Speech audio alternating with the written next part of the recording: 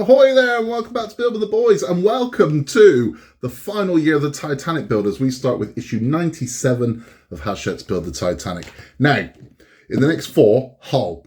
So we're almost done with the hull after we've done these four. Not quite. We still got to do the stern of the ship as well. But the hull's going to be looking a lot more impressive by the end of this one. We're also going to need a big old keel section to go in as well, so don't get too excited. But we are nearing the end of the hull. And that's what I think is going to be the trend over the next few months of this one, definitely. Because after we've done these four, we'll have 40 left. That's it. And we are running out of, if you think about it, large sections to build. Once the hull is built, we've built pretty much most of the decks. We have got a rear deck to do as well. We are going to be moving on to detailing. So it is going to be moving on to masts and telegraphs and windows and lights and doodads and who's my fudges, the stand itself, all kinds of things like that. That's what we're going to be moving on to after we've built all these parts.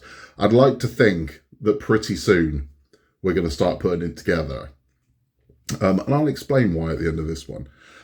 We will be having our Titanic chat, first one of the year. And it's a tragedy, but there is a very weird side note to this one, that it involves the first documented case of something happening. Something that's happened literally billions of times since. But the people involved were the very first to have this happen. And we'll talk all about that at the end. Without further ado, let's get this one open. Let's get some hull built. Okay, so as always, let's take a look what comes in issue 97. Now, this is going to be quite light work, because a whole section always is. But we all love a whole section, don't we? Let's be honest. Light work or not, we like seeing the hull expand. Let's have a look at this piece here. So there we are. This is what we're working with. And you can see, this is the first one, this has got a cutout. That is where our propellers are going to come through. So the poles on the engine room that we built so long ago are going to come through here, and then our propellers are going to go on the end. Lovely stuff. What we're going to do is we are going to, this is all we've got. We've got these 3 screws, which was just me only going to put in 2. If they're giving us 3, might be 3, I don't know. We are going to bring up the main hull that we've been working on, and we're going to install this section. I'm going to be using the old 3-in-1 oil for this one, just to ease the transition of these screws, because we are going metal into metal. But let's bring the hull up, let's get this done. So this is the section of the hull we're going to be working on. I am rapidly running out of workbench as well here. But we're going to take the piece that we've just got, and this is going to slot in to here, like so. And then we're going to hold this in place with 2 of the LM screws, I believe they are. LMs. So I'll get this ready, and we'll get these screwed in. Now, these are the dreaded Allen bolts, and if you've been watching my channel long enough, you'll know exactly how I feel about Allen bolts. Not positively. But using the free gift that came with this one, we found an easier way to do it than using that stupid bloody tool. There you go. There's one Allen bolt gone. And that is how I feel about Allen bolts. Right, so let's try that again. With the free gift that we've got, we're using the Allen head. And trust me, this is a lot bloody easier than using the tool. Now, I can already see, because of the way this is going in, and the space that I've got, when I put the other side in, I'm going to have to use that bloody tool they gave us. But it is what it is. We'll have to do with an Allen key I'm not happy about, but what can you do? Right, so that one's in. Let's get the other one ready. Okay, so we're putting this one in now. Ooh, we're all blurred there. It's going in. I'm screwing it in nice and tight. Again, 3-in-1 just makes this a dream, man. Sometimes you think, God, am I just rotating the whole? No, the 3-in-1 works perfectly. God, I love an Allen bolt. Right, let's get this screwed in properly. See, let's just come straight out. Get this screwed in properly, we'll take a look. So that's that one in. Yeah, Allen bolts. But you can see how far we're extending out. It's ridiculous. I'm running out of workbench. Look, I just keep going. I just keep going. Then I hit the wall. So I'm running out of workbench. But it is what it is. Let's take a look at the finished build. Tricky one, that, with space. But I can show you, this is where we now are. Look at that. So that's the piece that's just gone on. Look at this thing. I can't even get it all on. Well, there we go. That's it all on camera. This is how big this now is. This is huge. This is ridiculously big. Wow. But it's looking great. And the curvature on that back piece is looking really nice. Really nice. When I've got the other sides in, we're doing aerial so you can see exactly how it is. But that's looking That's looking lovely. Let me put this away and we'll have a chat. Stunning, right? This is so big. But we started to curve in. So even though the bottom is going to curve in, the top protrudes out. So we are going to go a bit further on this one. But this is bloody big now. And it's going to look even bigger over the next three. But what a wonderful thing. That's sort of the build instructions. Again, it's Hull, so it's going to be brief. It just is. But Hull makes such a massive impact when you do a piece. Just one piece and you're like, wow. But lovely thing.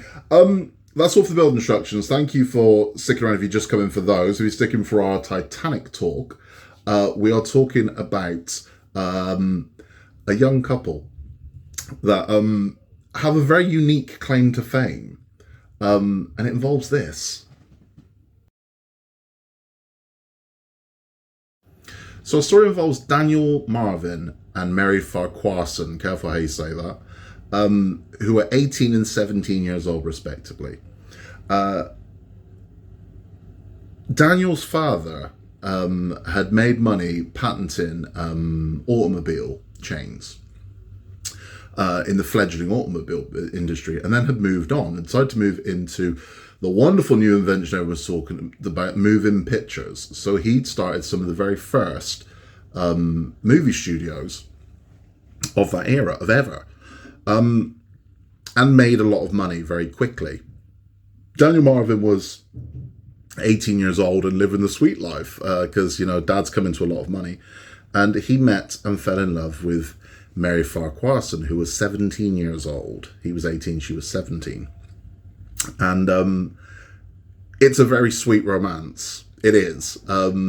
They were madly in love, and they decided in January of 1912 to marry. So they did, but it was a secret. No one knew. Their parents didn't know. They technically eloped. But after the ceremony, they went home to their respective houses because they still lived with their parents. So even though they were married, they were living separately. In the first week of March of 1912, the parents found out.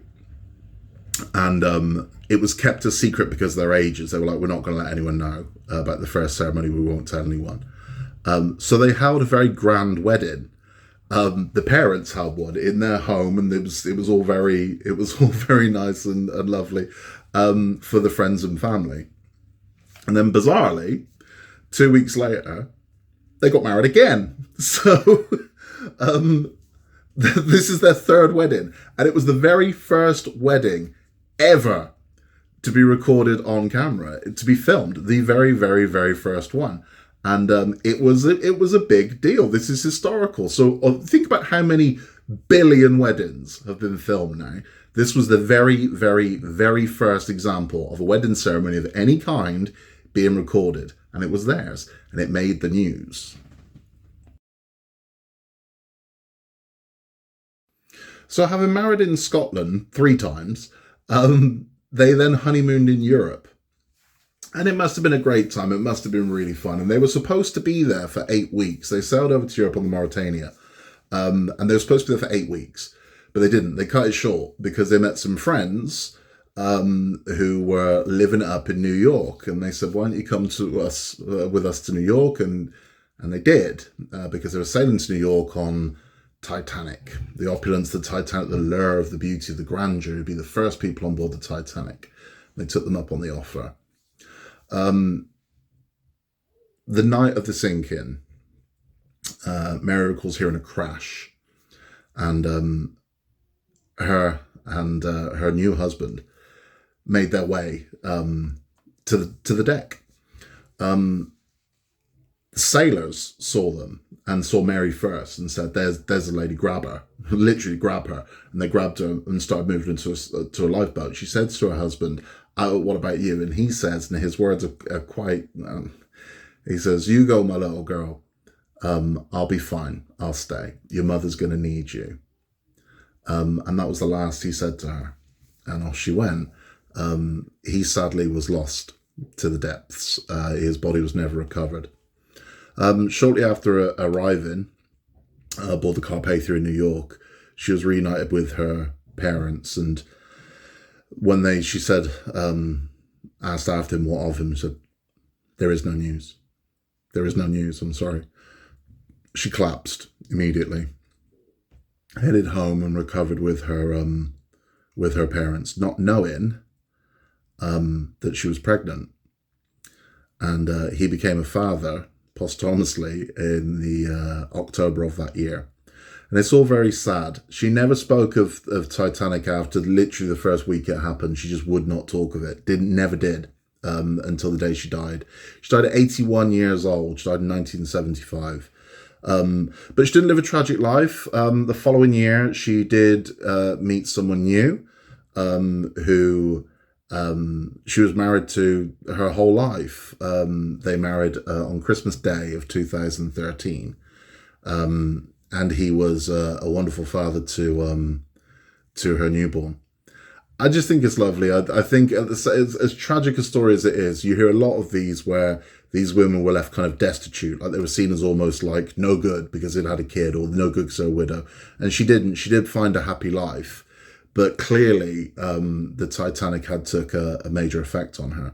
But you can see images of their wedding because, as I said, it was the first one. Of course, it was staged, but this was their wedding. So it is ultimately a sad tale, but it's there's still some hope in there as well, you know, that she was able to move on, she was able to find love, and he made sure that his girl was safe. But they were kids, man. I mean, they were 17, 18 years old. They were kids, and it's a lot to unpack that, you know.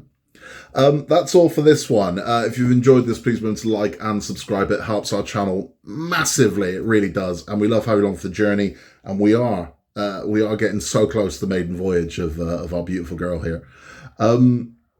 Thanks for stopping by. In a world where you can be anything at all, just be nice. You can contact us at buildingtheboys@outlook.com with any questions or anything you want to tell us.